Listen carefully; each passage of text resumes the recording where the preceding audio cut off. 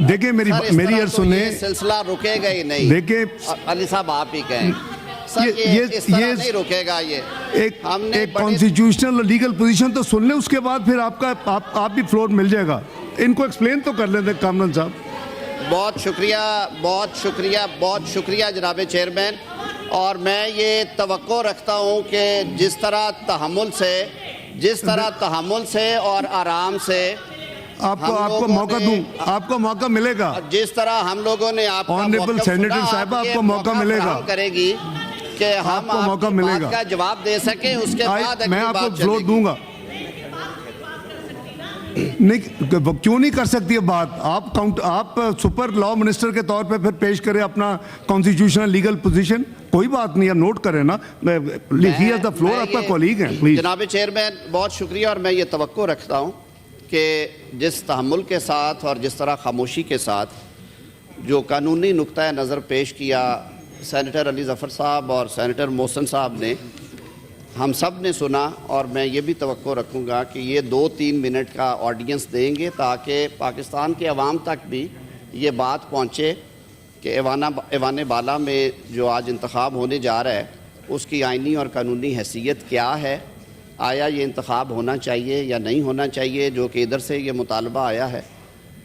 جناب چیئرمین, پہلے تو میں آپ کا شکریہ ادا کروں گا کہ کانسٹیٹیوشنل مینڈیٹ کے باوجود آپ نے رستہ نکالا اور آپ نے جو موقف پیش کرنا چاہتے تھے ہمارے دوست پی ٹی آئی سے یا سنی اتحاد کونسل سے, آپ نے انہیں موقع فراہم کیا. ادروائز میرے سے زیادہ تجربہ رکھتے ہیں سینیٹر علی ظفر صاحب. آرٹیکل 60 میں بڑی کلیئرٹی سے لکھا ہے کہ یہ عمل جو ہے پہلی میٹنگ میں وہ to the exclusion of any other business ہے. دوسری بات یہ بھی کہ ابھی تک کیونکہ اوتھ ٹیکنگ نہیں ہوئی تو اس حوالے سے بھی اوتھ سے پہلے اس طرح کے مباحثے کی اجازت نہیں دی جاتی. لیکن آپ نے میرے خیال میں بردباری اور رواداری کو سامنے رکھتے ہوئے ایک اچھی مثال قائم کی ہے. آرٹیکل 60 اگر پڑھ لیں ایک لمحے کے لیے تو اس کے 2 حصے ہیں سر, اور اس کی ایک بیک گراؤنڈ بھی ہے. Article 60 starts with that after the Senate has been duly constituted, میں بالکل مانتا ہوں اور اس کا جواب بھی دوں گا, it shall at its first meeting and to the exclusion of any other business elect from amongst its member a chairman and a deputy chairman. اب سر دوسرا حصہ ہے and آ گیا سر. And so often as the office of chairman or deputy chairman becomes vacant, the Senate shall elect another member as chairman or as the case may be deputy chairman. Sir Senate creation ہے 1973 کے constitution کی, اور article 59 میں Saint کو create کیا گیا. جو فریمرز of constitution تھے, members of the constituent assembly, انہوں نے 1973 میں یہ ایوان جو ہے وہ کانسٹیٹیوشن میں انٹروڈیوس کروایا اور ہمیں ایک بائی کیمرل سسٹم دیا. سینٹ کی تخلیق کے بعد پہلے دفعہ سینٹ کے انتخابات ہونے تھے, اس لیے 59 کے بعد جب 60 کو انیکٹ کیا گیا تو اس کو اوپن یہاں سے کیا گیا کہ after the Senate is duly constituted, یعنی کہ اسے کھڑا کر دیا گیا, سینٹ کو بنا دیا گیا ہے. اب جب سینٹ بن جائے گی پہلی سینٹ تو اس کے لیے طریقہ کار دیا گیا, ورڈ یوز کیا گیا ڈیولی کانسٹیٹیوٹڈ, کیونکہ ایک نئی باڈی تھی, ایک نئی تخلیق تھی.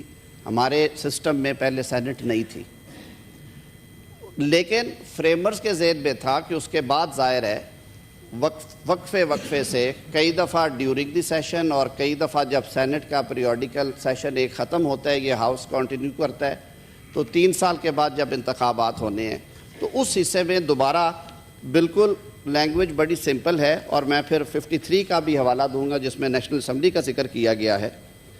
اس میں لکھا ہے and so often as the office of chairman اور deputy chairman becomes vacant, the Senate shall elect another member as chairman or as the case may be the deputy chairman. تو وہاں پہ ڈیولی کانسٹیٹیوٹڈ کا ورڈ یوز نہیں کیا گیا. Term of office of chairman اور deputy chairman shall be 3 years from the day on which the enters upon his office. Article 53 کو اگر دیکھیں, بہت سارے ہمارے ساتھی ہیں جن کا تعلق پیشہ قانون سے ہے. آرٹیکل 53 میں جب نیشنل اسمبلی کی بات ہوتی ہے تو اس میں بھی ڈیولی کانسٹیٹیوٹ کا ورڈ یوز نہیں کیا گیا. اس کی وجہ یہ ہے کہ نیشنل اسمبلی آلریڈی ان ایگزسٹنس تھی اس ٹائم پہ جس نے یہ کانسٹیٹیوشن بنایا. 53 میں آ کے انہوں نے سمپلی یہ کہا After a general election, the National Assembly shall, at its first meeting and to the exclusion of any other business, elect from amongst its members a speaker and a deputy speaker and so often सारा duly constitute इसलिए use किया गया कि उस वक्त senate नई खड़ी की गई थी, ये एक नया इजाफा था आइन में। अब हम थोड़ा सा हिस्ट्री में चले जाते हैं कि आया इस तरह की सूरत हाल पहले कभी आई, ये मैं अलग से एक्सप्लेन करूंगा कि आज इस सिचुएशन से हम किस तरह से हमारा पाला पड़ा है। जनाब चेयरमैन, जो खैबर पख्तूनख्वा के इलेक्शंस पोस्टपोन हुए हैं वो फोर्स मेजोर पे नहीं हुए, वो वहाँ पे कोई तूफ़ानी बारिशों की वजह से या खुदा न खास्ता कोई किसी कुदरती आफात की वजह से वो इलेक्शंस मुलतवी नहीं हुए। हमें अपने दामन में भी झांकना चाहिए जनाब chairman. No offence to anyone, वहाँ पे जो रिज़र्व सीट्स के ऊपर मेंबर्स इलेक्ट थे उन्होंने ओथ लेना था। स्पीकर साहब ने सेशन के लिए वज़ीर आला खैबर पख्तूनख्वा ने रिक्विजिशन करना था सेशन, स्पीकर साहब ने उन्हें ओथ देना था। सेशन रिक्विजिशन नहीं था हो रहा। वो मेंबर्स इलेक्ट जो कि एक अच्छी खासी तादाद में 20 से ज़ायद लोग हैं, उन्होंने पेशावर हाई कोर्ट से रुजू किया। पेशावर हाई कोर्ट ने ऑर्डर किया कि इनका ये आइनी और कानूनी हक है, सेशन बुलाया जाए और उनसे ओथ लिया जाए, लेकिन वो जो ऑर्डर है वो खैबर पख्तूनख्वा हुकूमत ने हवा में उड़ाया, उसकी वजह से उनका ओथ नहीं हुआ। उस मैटर में वो दोबारा अब कंटेम्प्ट में भी गए हुए हैं और इलेक्शन कमीशन को भी उन्होंने रजू किया। It was in that background के उनका कॉन्स्टिट्यूशनल राइट डिनाई किया जा रहा था, तो इलेक्शन कमीशन ऑफ पाकिस्तान ने ऑर्डर पास किया कि जब तक उनका ओथ नहीं होता खैबर पख्तूनख्वा में सेनेट के जो दीगर मेंबरान हैं, 11 नशिस्तें हैं वहाँ से जो फिल होनी हैं, उनका इंतखाब ना कराया जाए। Had it been a case of force majeure, जहाँ पे किसी कुदरती आफत की वजह से ना होता, तो ये हाउस डिसाइड कर सकता था कि हमें उनका इंतज़ार करना चाहिए या नहीं करना चाहिए। दूसरी बात, तहम्मुल से हमने बड़े आराम से आपकी बात सुनी। दूसरी बात जनाब चेयरमैन, इस तरह पहले भी होता आया, जैसे मैंने अर्ज़ किया, कल इन्होंने दरख्वास्त भी गुजारी सेक्रेटरी सेनेट को और एक और दरख्वास्त दायर की इस्लामाबाद हाई कोर्ट में। वहाँ पे मैटर सब जुडिस है, ये इनकी चॉइस थी। इस्लामाबाद हाई कोर्ट के सामने ये सारे हकायक आए, उसमें उन्होंने नोटिस जारी किए, लेकिन किसी किस्म का हुक्म इम्तनाई नहीं है। क्यों नहीं है वो भी मैं उसकी तरफ आऊँगा जी। Coming to the point sir, 2015 के जब इलेक्शंस हुए जो सेनेट के लिए, तो फाटा में इंतखाबात ना हो सके और फाटा का जो नोटिफिकेशन था वो 12 मार्च 2015 की बजाय 26 मार्च 2015 को जारी हुआ, लेकिन हाउस के दीगर सूबों में इलेक्शंस हो गए। वो 4 सीटें खाली थी। इफ़ द चेयर रिकॉल्स, 2015 में सेनेटर रज़ा रब्बानी साहब चेयरमैन इलेक्ट हुए, अब्दुल गफूर हैदरी साहब डिप्टी चेयरमैन इलेक्ट और हुए। मैं प्रिजाइड कर रहा था। आप प्रिजाइड कर रहे थे जी। मैंने कल इसीलिए सारे डॉक्यूमेंट्स भी देखे, सेक्रेटरी सेनेट के पास शायद वो नोटिफिकेशन भी हो जी। कहा गया कि जी 4 सेनेटर्स नहीं हैं, फाटा एक ज़रूरी कंपोनेंट था उस वक्त जो कि अब मर्ज्ड है, तो इंतखाबात ना कराए जाए। लेकिन हाउस ने प्रोसीड किया क्योंकि आर्टिकल 67 ये कहता है कि किसी रुकन का ना होना या कुछ अराकीन का ना होना जो है वो प्रोसीडिंग्स जो हैं हाउस की उनको इनवैलिडेट नहीं करता। आर्टिकल 67 की लैंग्वेज फ्रेमर्स ने इसीलिए रखी, वरना तो सर बड़ा आसान है कि 6 या 7 लोग इस्तीफ़ा दे दें ओथ लेने से पहले।